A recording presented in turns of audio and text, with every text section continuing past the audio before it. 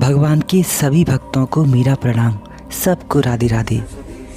आज हम इस वीडियो में ऐसी चर्चा करेंगे कि भगवान जी के वे प्रमाणिक स्थल कौन से हैं जिनको विज्ञान ने भी सही माना है, और ये स्थल आज कहाँ पर हैं, यानी वर्तमान में किस किस देश और प्रदेश में ये सारे स्थल जहाँ जहाँ भगवान जी ने लीलाएं की थीं हैं और किधर हैं। तो सबसे पहला प्रमाणिक स्थल है हनुमानगढ़ी। अयोध्या में आप जब भी जाएंगे तो सर्वप्रथम हनुमानगढ़ी पर ही पहुंचेंगे। हनुमानगढ़ी वो जगह है जहां से हनुमान जी बैठकर अयोध्या का पहरा दिया करते थे। हनुमानगढ़ी एक ऊपर निर्मित छोटा सा किला है जहां वर्तमान में श्री हनुमान जी का मंदिर है और 24 घंटे रामायण जी का पाठ चलता रहता है। आप सबने रामायण पढ़ी होगी जिसमें लिखा है, अवधपुरी ममपुरी सुहावनी, उत्तर दिश सरयू बह पावनी। तो रामायण जी से स्पष्ट प्रमाणित होता है कि अयोध्या के उत्तर में सरयू नदी बहती थी, और आज भी अगर आप अयोध्या जाएंगे तो पाएंगे कि सरयू नदी ठीक उत्तर दिशा में बहती है।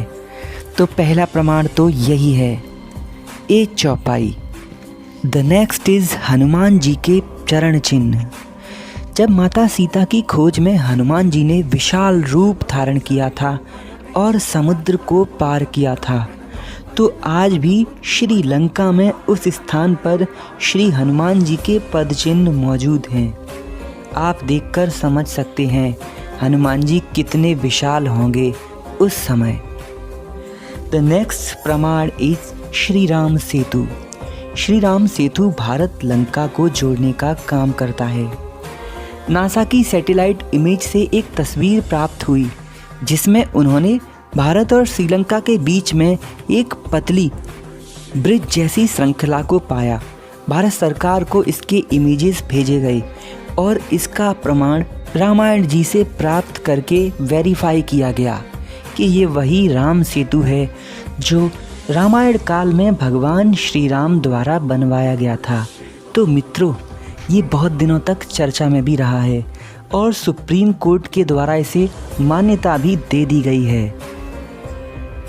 कार्बन डेटिंग के भी इसके प्रमाण मिल चुके हैं कि ये पुल श्री राम जी के द्वारा ही निर्मित है। कार्बन डेटिंग एक वैज्ञानिक विधि है जिससे किसी भी पुरानी से पुरानी वस्तु की उम्र का आकलन किया जा सकता है लगभग। अगला प्रमाण है द्रोणगिरी पर्वत। जब लक्ष्मण जी को शक्ति लग गई थी जो मेघनाथ ने मारी थी, तो श्री लक्ष्मण जी मूर्छित हो गए और हनुमान जी के द्वारा लंका से सुसेन वैद्य जी को लाया गया। वैद्य जी ने बताया कि लक्ष्मण जी को संजीवनी बूटी ही जीवित कर सकती है, लेकिन रात ही रात में लानी होगी। हनुमान जी ने छलांग लगाई और पहुंच गए हिमालय द्रोण पर्वत पर। द्रोण पर्वत पर उगने वाली ये बूटी हनुमान जी के समझ में नहीं आ पाई और पूरा पर्वत ही हनुमान जी उठा ले आए। तो मित्रों, इस संजीवनी बूटी का ये पर्वत आज भी है हिमालय में, जिसको द्रोण पर्वत कहते हैं। अगला प्रमाण है श्रीलंका में पाई जाने वाली हिमालयी जड़ी बूटी।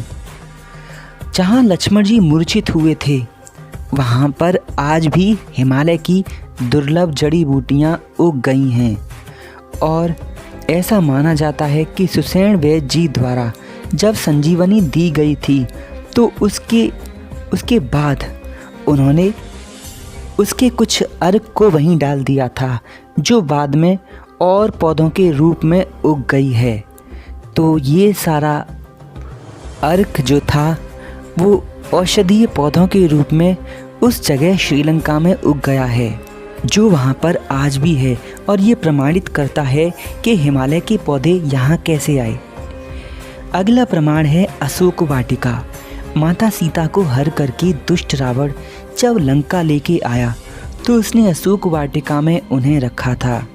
अशोक वृक्ष के नीचे माँ बैठा करती थीं। इस जगह को एलिया के नाम से जाना जाता है और ये स्थान आज भी श्रीलंका की गवर्नमेंट द्वारा संरक्षित है। रामायण काल का अगला प्रमाण है लेपाक्षी मंदिर।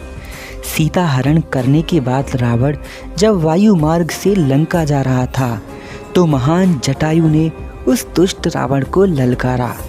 रावण द्वारा उन्हें भी घायल कर दिया गया।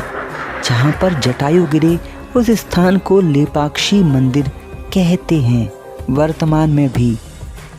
अगला प्रमाण है विशालकाय हाथी। रामायण के सुंदरकांड में विशालकाय हाथी राक्षसों की और बड़े बड़े पहलवानों की चर्चा होती है और युद्ध आरंभ के समय भी कुछ बड़े हाथियों ने जब हनुमान जी पर प्रहार किया यानी हनुमान जी पर झपटे तो हनुमान जी ने एक ही मुक्के से उसे धराशायी कर दिया। ये लंका की सेना में शत्रुओं को कुचलने का काम करते थे। श्रीलंका के पुरातत्व सर्वेक्षण विभाग के द्वारा हाथियों के ऐसे जीवाश्म पाए गए हैं जो आज के हाथियों से कई गुना बड़े हैं। तो इससे ये प्रूफ होता है कि विशालकाय हाथी भी होते थे और ये सब रामायण काल के ही हैं। अगला प्रमाण है कोंडागुट्टू कला। लंका दहन के बाद रावण बहुत डर गया था। अपनी सिक्योरिटी के प्रति उसको चिंता होने लगी थी। इसीलिए ऐसा माना जाता है कि उसने माता सीता को अशोक वाटिका से हटा करके कोंडागुट्टू गांडा में रखा था। यहाँ ऐसी गुफाएं मिली हैं जो रावण के महल तक जाती हैं जो आज भी हैं लंका में मतलब श्रीलंका में। अगला प्रमाण है रावण का महल। रावण का महल त्रिकूट पर्वत पर बसा है श्रीलंका में। इस स्ट्रक्चर को ध्यान से देखिए। इसके ऊपर जो एक महल जैसी आकृति है माना जाता है वो रावण के महल की भी होगी। लेकिन एक बात और आपको बता दूं, वेद व्यास जी ने ऐसा लिखा है कि जब जब नया युग शुरू होता है पृथ्वी अपने आप को बूट करती है। मतलब पुरानी सारी चीज़ें पृथ्वी अपने गर्भ में धरती माता समा लेती हैं और फिर से नए युग का निर्माण करती हैं। फिर भी ऐसे बहुत सारे साक्ष्य भी छोड़ जाती हैं जो भगवान की कथाओं से संबंधित होंगे। तो ये महल रावण के महल जैसा ही लगता है। अगला प्रमाण है कलानिया में विभीषण का महल। मित्रों, जब भगवान श्री राम ने रावण को मार दिया था तो विभीषण का अभिषेक यहीं हुआ था कलानिया में और ये जगह लंका में आज भी है। अगला प्रमाण है लंका के अवशेष। हनुमान जी द्वारा जब लंका को जला दिया गया लंका दहन के बाद तो पूरी लंका खाक हो गई और काली हो गई। आज भी वहाँ ये सब प्राप्त होता है। इस स्थान की मिट्टी आज भी काली है। अगला प्रमाण है अग्नि परीक्षा स्थल। रावण को मारने के बाद जब भगवान श्री राम ने माता सीता की पवित्रता की परीक्षा ली जनता को दिखाने के लिए कि माँ बिल्कुल शुद्ध हैं, तब माता सीता ने इसी जगह पवित्रता का प्रमाण देने के लिए अग्नि में प्रवेश किया था। वो तो भला हुआ कि अग्निदेव आ गए और प्रकट होकर उन्होंने माता सीता का हाथ भगवान श्री राम के हाथ में दे दिया और कहा, प्रभु ये मुझसे भी ज़्यादा पवित्र हैं। अगला प्रमाण है रामेश्वर धाम। भगवान श्री राम ने शिव जी का आशीर्वाद लेने के लिए श्री रामेश्वरम में शिवलिंग की स्थापना की थी। माना जाता है वहाँ 4 शिवलिंग प्रभु द्वारा लाए गए। 2 शिवलिंग हनुमान जी द्वारा कैलाश से, एक भगवान श्री राम ने बनाया था और एक माता सीता के द्वारा लंका से वापस आते समय रेत से बनाया गया था जो आज भी है तमिलनाडु में। अगला प्रमाण है श्री जानकी महल।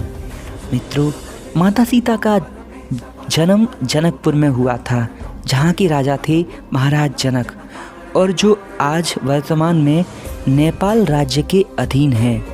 जनक जी के नाम पर ये शहर आज भी है और यहाँ प्रतिवर्ष उत्सव मनाए जाते हैं।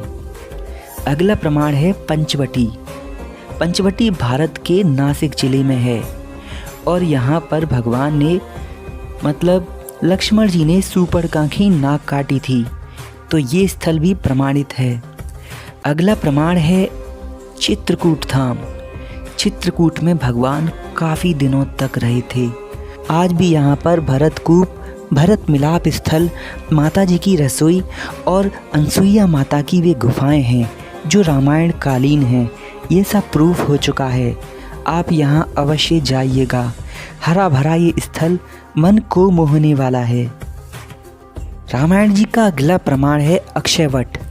प्रयागराज में त्रिवेणी के तट पर, यानी जहाँ गंगा, यमुना और माता सरस्वती नीचे से निकलती हैं, वहाँ पर मतलब किनारे पर आज भी अक्षयवट है, जहाँ भारद्वाज ऋषि का आश्रम हुआ करता था। तो वो स्थल आज भी है, जहाँ लेटे हुए हनुमान जी की मूर्ति विश्व प्रसिद्ध है। अगला स्थल है श्रृंगवेरपुर। प्रयागराज यानी इलाहाबाद से 30 किलोमीटर दूर पर श्रृंगवेरपुर एक जगह है, जहाँ निषाद राज गुह रहा करते थे, जो भगवान श्री राम के परम मित्र थे। और वहीं पर भगवान ने केवट को केवट की नाव से गंगा जी को पार किया था। प्रमाणों की कमी नहीं है मेरे पास, आपको सुनने के लिए थोड़ा धैर्य चाहिए। ऐसे बहुत सारे प्रमाण हैं मित्रों जो भरे पड़े हैं, लेकिन मुझे नहीं लगता कि आपको इन सब की आवश्यकता है। भगवान के भक्तों को प्रमाण की कोई आवश्यकता नहीं, परंतु फिर भी अच्छा लगता है उनकी लीलाओं को जानने में और वे स्थल देखने में आनंद आता है। वीडियो को लाइक ज़रूर करिएगा, चैनल को सब्सक्राइब कर लेना, बेल आइकॉन को प्रेस कर देना। अगली बार अगली वीडियो में फिर मिलते हैं। जय श्री राम।